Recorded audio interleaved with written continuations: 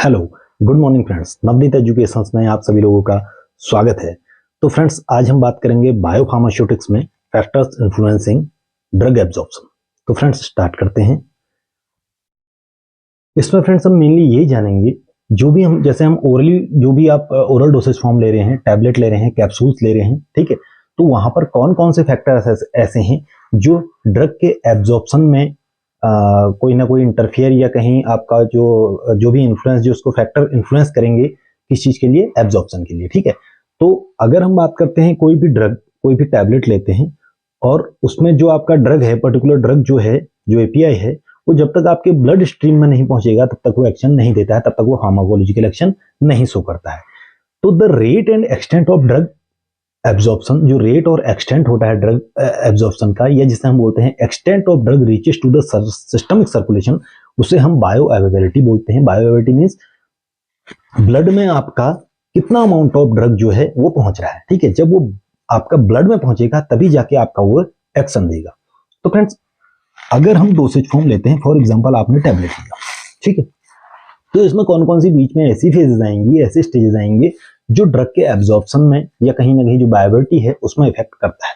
जैसे आपने टैबलेट लिया, टैबलेट जब टूटेगा तो क्या बनेंगे, एग्रीगेट्स और ग्रेन्यूल्स बनेंगे। जब टैबलेट आपने लिया और जब वो आपके जीआईटी में गया, स्टमक में गया, तो वहां पर उसका डिसइंटीग्रेशन होगा, और डिसइंटीग्रेशन होने के बाद क्या होगा, ग्रेन्यूल्स और एग्रीगेट में वो क्या हो जाएगा, बदलेगा। अब एग्रीगेट्स क्या होंगे, फिर जो एग्रीगेट्स होंगे वो फिर उससे छोटे फॉर्म में टूटेंगे, जिसे हम डी एग्रीगेशन बोलेंगे, ठीक है। डी एग्रीगेशन के बाद आपको फाइन पार्टिकल्स मिलेंगे। जब ये फाइन पार्टिकल्स मिलते हैं तो ड्रग आपका बल्क में पहुंचता है और डिसोल्यूशन जिसे हम बोलते हैं, ठीक। अब डिसोल्यूशन के बाद आपके पास एब्जॉर्प्शन की प्रोसेस होती है। एब्जॉर्प्शन कैसे होता है, जो आपके इंटेस्टाइनल जो आपके वॉल है या आपका जो पर्टिकुलर सरफेस है, उससे जो ड्रग आपके ब्लड में जा रहा है वही आपका एब्जॉर्प्शन होता है, ठीक है।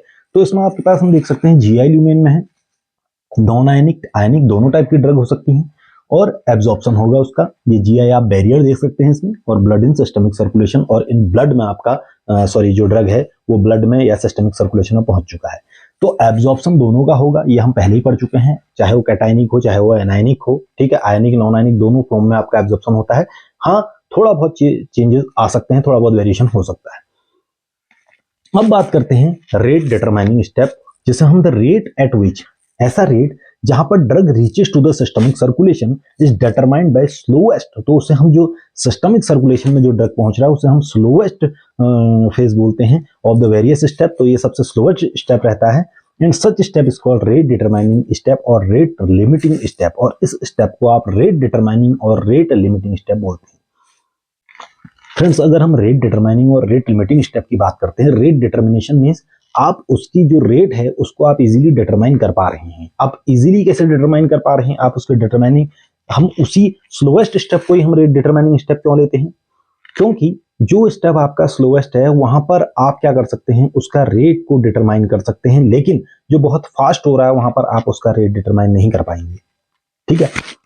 तो आपका यहां पर जो सिस्टमिक सर्कुलेशन में पहुंच रहा है, ठीक है, वो यहां पर से रेट डिटरमाइनिंग स्टेप है। एक एग्जांपल ले लेते हैं इसको समझने के लिए। जैसे फॉर एग्जांपल आपके सामने से एक बहुत कोई व्हीकल जा रहा है, कोई गाड़ी जा रही है, अगर वो बहुत तेज गई तो आप उसको नहीं देख पाएंगे, आप रिकॉग्नाइज नहीं कर पाएंगे क्या चीज थी। लेकिन अगर वो धीरे धीरे जा रहा है तो कहीं आप उसको देख सकते हैं चीज को, ठीक है। उसी तरीके से अगर हम कोरिलेट करते हैं समझने के लिए से, ठीक है, ऐसा एग्जाम्पल नहीं है, कोरिलेट कर सकते हैं चीज को। तो रेट डिटरमाइनिंग मतलब स्लोएस्ट स्टेप है। अगर स्लो है तो हम चीजों को जान सकते हैं, डिटरमाइन कर सकते हैं, एनालाइज कर सकते हैं, बट अगर बहुत तेज है तो हम नहीं देख पाएंगे, नहीं जान पाएंगे उसको। तो रेट डिटरमाइनिंग स्टेप कहने का मतलब ये है कि स्लोएस्ट स्टेप है, ऐसे इसको हम याद कर सकते हैं, ठीक है। ये एक तरीका है इसको याद करने का, मींस जो स्लोएस्ट स्टेप रहेगा उसे हम रेट डिटरमाइनिंग स्टेप बोलते हैं। अब the various factor that influence the drug absorption, तो कौन कौन से ऐसे फैक्टर्स हैं जो आपके ड्रग एब्जॉर्प्शन को क्या करते हैं, इन्फ्लुएंस करते हैं। और जो ये फैक्टर होते हैं इन्हें हम बायोफार्मास्यूटिक फैक्टर बोलते हैं, ठीक है। इन्हें हम क्या बोलते हैं, बायोफार्मास्यूटिकल फैक्टर्स बोलते हैं। अब किस तरीके से इसको कैटेगराइज किया गया है, इसे दो तरीके से कैटेगराइज किया गया है। एक होता है फार्मास्यूटिकल फैक्टर, दूसरा होता है patient related factor.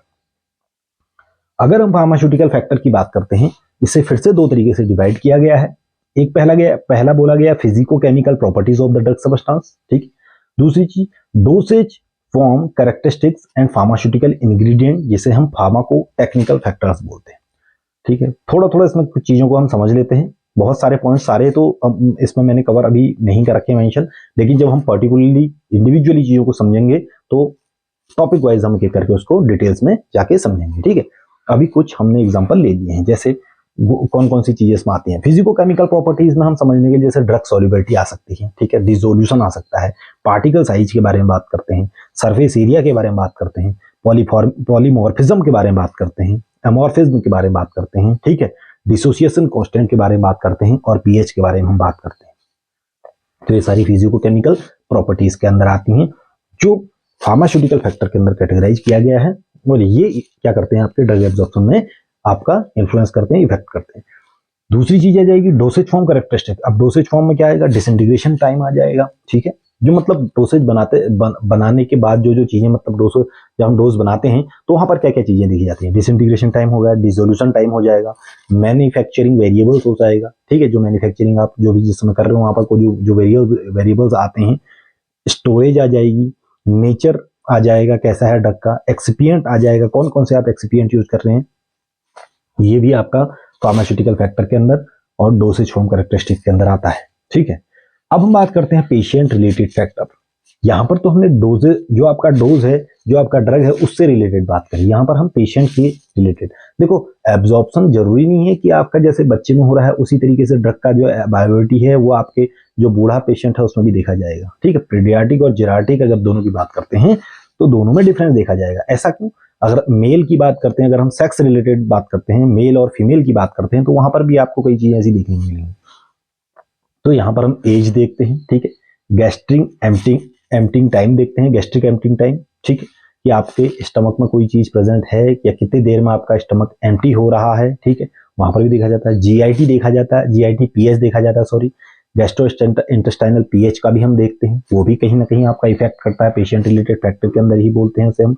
GIT content, और कंटेंट आपकी जीआईटी में कितना है, अगर आपने कोई खाना खाया है या खाना खाने के बाद आप ले रहे हैं ड्रग को, या खाना खाने से पहले आप ले रहे हैं, तो वहां पर भी एब्जॉर्प्शन का, बायोअवेलेबिलिटी का बहुत फर्क पड़ता है। इसीलिए हम कई ऐसी ड्रग्स होती हैं, कई ऐसी दवाइयां होती हैं जिन्हें डॉक्टर कहता भी है कि खाने से पहले लेना या खाने के बाद लेना। तो इसका मतलब क्या है कि पेशेंट रिलेटेड फैक्टर्स के अंदर ये चीजें भी आती हैं।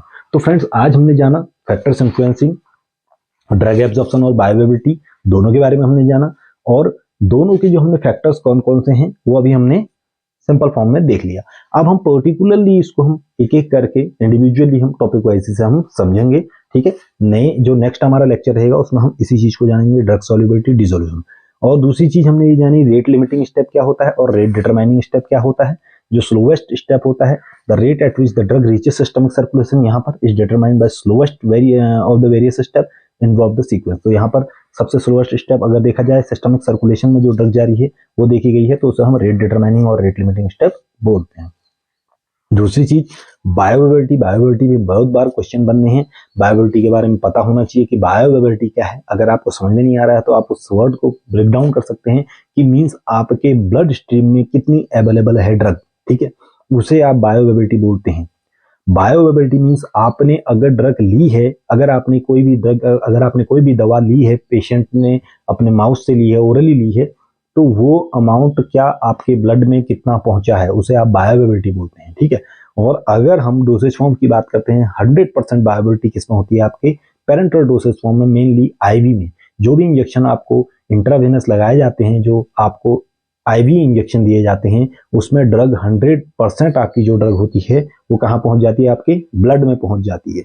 ठीक है, इसलिए सबसे ज्यादा बायोअवेलेबिलिटी आपकी क्या होती है, पेरेंटल डोसेज फॉर्म में मिलती है, और आईवी में मेनली आपको देखा जाता है। इसीलिए वो इंस्टेंट एक्शन देता है, क्योंकि वहां पर जो एब्जॉर्प्शन फेज होता है, जो डिसइंटीग्रेशन, डिसोल्यूशन, ये सारी स्टेप्स आपकी हट जाती हैं, सब कुछ बाईपास हो जाता है। ठीक है, और आपका जो फर्स्ट पास मेटाबॉलिज्म होता है वो भी आपका बाईपास हो जाता है। लीवर में ड्रग नहीं, जो मेटाबॉलिज्म होता है वो भी हट जाता है, और डायरेक्टली कहाँ जाती है, ड्रग आपके ब्लड में चली जाती है। तो अगर किसी को इंस्टेंट एक्शन देना है, अगर फॉर एग्जाम्पल कोई एक्सीडेंटल केस है और कोई अर्जेंसी बहुत ज्यादा आ गई है, तो वहां पर हम क्या करते हैं, by the help of injection हम क्या करते हैं, पेशेंट को ड्रग देते हैं और जिससे कि वो आपका इमीडिएट आपका एक्शन शो करने लग जाती है, जिससे कि क्योंकि हमको पता है कि फास्ट एक्शन होगा और आपको ये फेजेस से उसे क्रॉस नहीं करना पड़ेगा उस ड्रग को। जो ये फेज हो रही है, दीज आर जो इंटरमीडिएट फेजेस हैं, ये फेज नहीं आएंगी, सीधे ड्रग आपका जाएगा और ब्लड में पहुंच जाएगा। ठीक है, तो इसलिए आपका एक्शन बहुत फास्ट रहता है और 100% रहता है। तो फ्रेंड्स, आज का लेक्चर आपको कैसा लगा? कोई डाउट है तो आप कमेंट कर सकते हैं। ठीक है, और लाइक शेयर सब्सक्राइब जरूर करें फ्रेंड्स। तो ठीक है, नए लेक्चर में मिलते हैं। ठीक है फ्रेंड्स, थैंक यू।